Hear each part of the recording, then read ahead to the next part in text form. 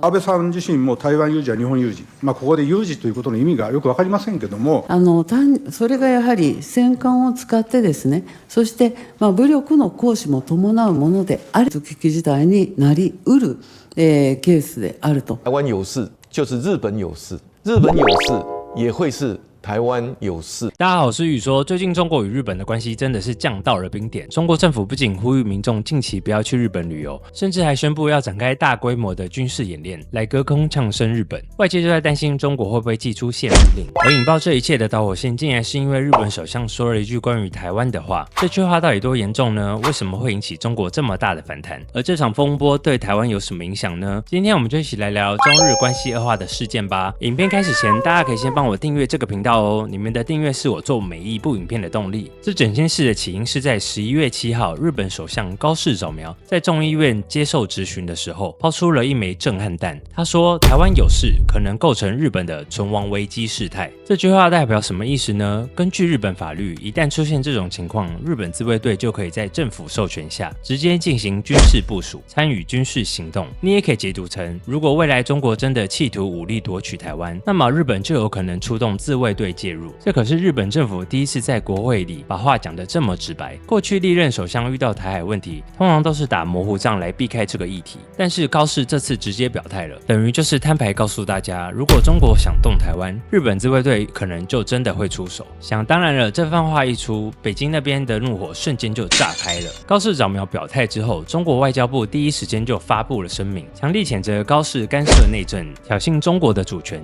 要求他道歉。最夸张的是，中国驻大阪总领事薛健竟然直接在社群上转发高市表态的新闻，并写下那种擅自闯入的肮脏头颅就应该毫不犹豫地斩掉。看到这里，大家应该跟我一样傻眼吧？一个外交官竟然说出这种可怕的言论。日本首相高市早苗在本月7日于众议院答辩时，再度强调台湾有事就是日本有事的论点，随即引来中国战狼驻大阪总领事薛健疯狂发文。薛健先是发了一篇毫不犹豫斩掉肮脏的头颅文章，随即引来网友炎上。9日傍晚，薛健悄悄撤下这篇文，但薛健又连续发了几篇文，直呼头壳坏掉的日本政客选择的死路。去，把他带走，把他带走。而中国也祭出了一系列反日措施，第一个就是针对日本的旅游，中国文化和旅游部连发2道公告，呼吁民众近期避免去日本旅游。公告一出后，中国旅行社吓得疯狂取消日本行程，而多家航空也马上跟进，并宣布年底前机票可以免费更改或退票。不夸张，不到1周的时间，就累积超过49万张中国飞日本的机票被取消，只能说这个行动力也太迅速了吧。再来就是日本文化娱乐产业也遭受波及，原本要在中国上映的《蜡笔小新》、真人版《工作细胞》等日本电影，通通被紧急喊卡暂缓上映，令许多人开始担心会不会像之前限韩令一样祭出限日令。除了以上旅游与文化产业外，中国这次也拿出了强硬的军事措施，就在11月16号，有中国舰艇进入钓鱼台周边的领海巡航。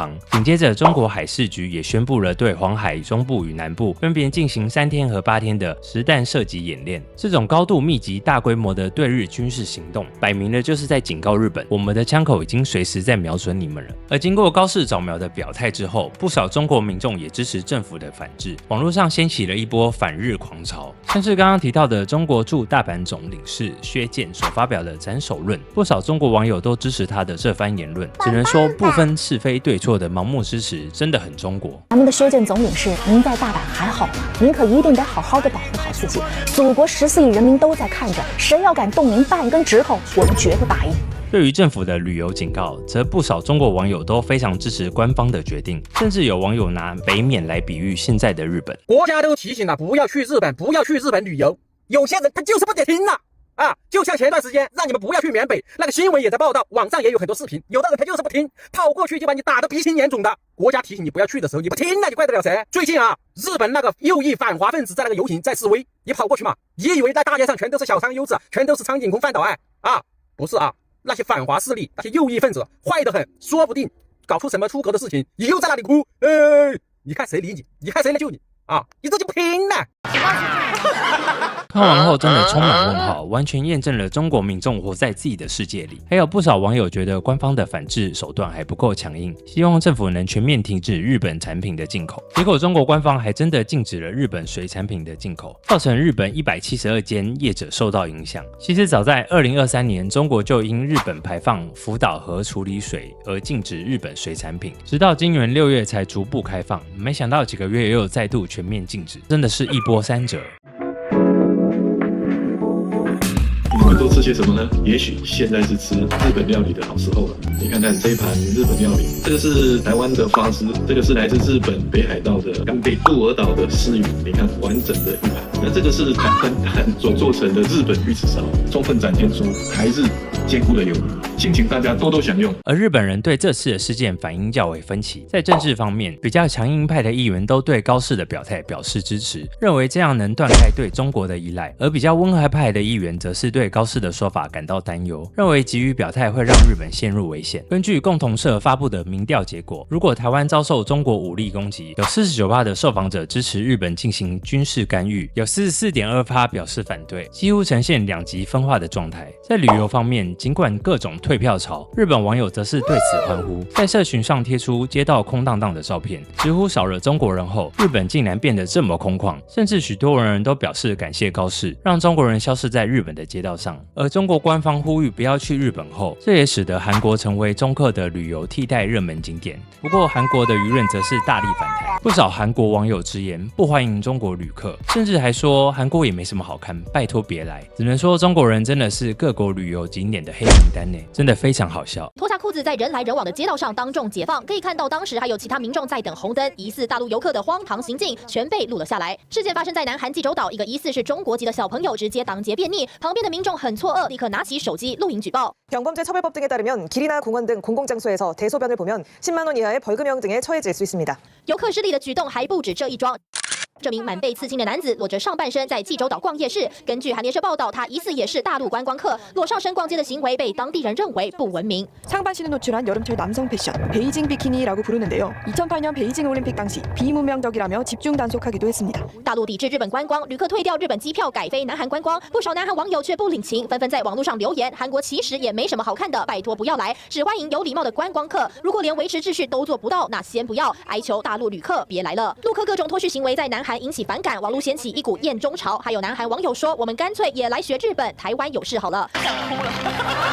那这次的事件到底对台湾是好还是坏呢？有部分舆论认为，日本终于表态，不再袖手旁观，这对中共绝对有吓阻的效果，台湾的国际地位也会跟着提升。但也有部分人担忧，认为高市的言论会刺激中共，使得台湾更加陷入危险，区域局势变得不稳定。不过不管如何，我觉得这次中日关系恶化的事件还不会那么快收场，我们也得持续关心这议题的后续。最后想问问大家，你觉得高市早苗这句“台湾有事就是日本有事”对台湾来说，长期来看是保护伞还是导火线呢？还有你怎么看这次中日关系恶化事件呢？欢迎在留言区分享你的想法吧。好啦，今天影片就到这里。喜欢这部影片的话，请帮我大大的按个赞，然後訂閱和支持我們的頻道。我是宇宇，我們下次影片見咯，拜拜。